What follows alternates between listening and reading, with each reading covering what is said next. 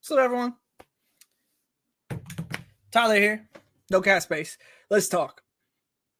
Let me put it like this. Okay? Let me put it like this. Today, when I woke up, I knew I was going to go see some 7th grade boys basketball AAU games today, supporting a family friend. And I thought that the stupid threes they were taking in that game were going to be the thing that confused me the most today in the world of basketball.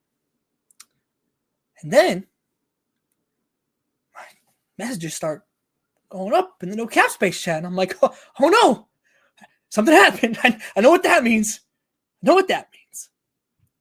And it was this. The Golden State Valkyries have waived guard Cheyenne Sellers.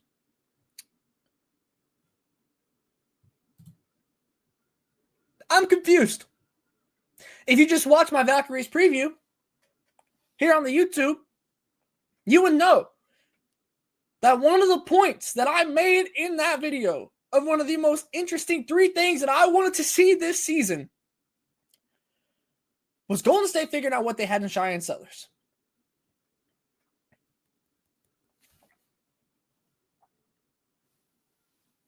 Guess that's not happening. I'm confused. And it turns out those 3-point shots were not going to be the most confusing thing that I saw in the world of basketball today. Let's talk about it because we got a little bit more information on this. Look, so with Cheyenne Sellers dropping in the draft, which is what made her so intriguing to me, was the fact that this was a player that was mocked high up in the first round. Surely a first-round pick is what the general vibe was. That's what our producer Shardy, our mock draft Shardy, was saying, like, was confident in Cheyenne. And to see her, notably, before a preseason game, be cut from this roster is very, very intriguing to me. So let's dive into a little bit of what the extra information that we have is. So first off, and this is from Kareem Copeland, is Sellers passed medical exams. The knee wasn't an issue, and so on and so forth. You can read the full quote there. And we're going to get to Natalie Nakase's quote. But I wanted to start with the injury because this was the immediate thought, right? This was the immediate thought, not only for her being cut, but for dropping in the draft, was it must be the knee. It's something that has been around. It has been kind of plaguing her over the course of this past season. It was just it seemed weird at times, and so that was the immediate thought process of, because okay, is it the injury? Could that possibly be what the issue is here? Guess not. So Kendra Andrews from ESPN got this quote from Natalie Nakase. She picked up everything we asked her to, did everything that we asked. It's just that I have to choose the best 12 that are going to fit. Doesn't mean it's the most talented. It means it's the best 12. I think my biggest takeaway, and really more so biggest question about this quote, what does it mean by fit? Is that on court? Is that off court? Like what does that entail here? And I assume more on court. And to me, it's like Cheyenne Sellers is incredibly versatile for a rookie, where you're kind of able to mold her into what you want her to be, in my eyes. And it's especially in this first season. And I understand, because amongst what I was discussing in my preview video was who were the foundational pieces. And to me, I don't know how you can decide that Cheyenne Sellers is not a foundational piece, potentially, before even getting to a preseason game. And here's the thing. Here's what I want to make clear. Is because I think kind of in the back and forth of a Twitter discourse, the part here that I think people were kind of just ready to throw away this dialogue about Cheyenne Sellers is that this happens to rookies, and you are absolutely right. It does. However, as the tank commander, which is what Golden State should be trying to do, the most important thing to me, outside of the losses themselves, when it comes to tanking properly, is building up young talent. And as I went through in that preview, the Valkyries have interesting young pieces of talent, right? They're interesting. Do they have a star young talent on there, potential-wise? I don't know. And obviously there are people coming all from all over, and I'm not going to sit here and act like I am the most educated on every overseas player. I'm not going to pretend to be that. What I'm getting at, though, is that when it comes to the potential to go and be an impact player long-term, not even necessarily a star, but an impact player long-term, Cheyenne Sellers has that.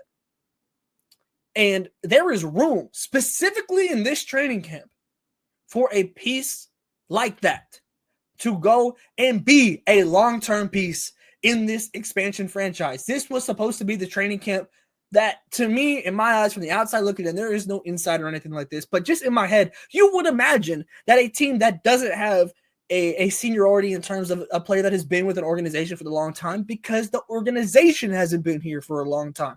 You have such an interesting mix of different age, different experienced players.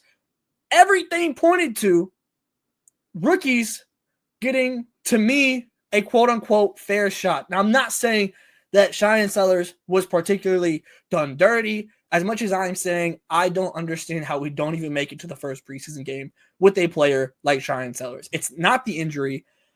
Again, we hear it doesn't mean it's the most talented. It means it's the best 12. To me, on this Valkyries team, the most talented is the best 12. You are building for the future. You don't know who's coming down the pipeline.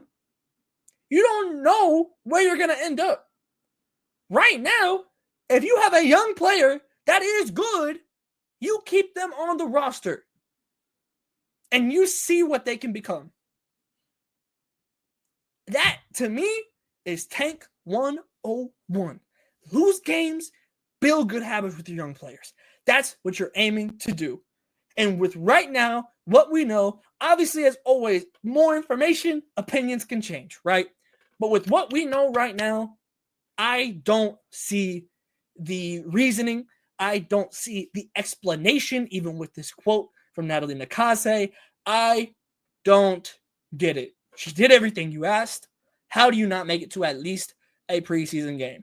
And I think it's interesting, as much as we have been bigging up this draft, and I think that we were correct in doing that, we have seen now the Fever play their preseason game and not really play their rookies. The Aces play their first preseason game and not play their rookies. We now see the Valkyries not even get to their preseason games before their rookies. Their top rookie that is in training camp right now, in terms of where they got drafted, is getting cut before the first preseason game. I don't get it.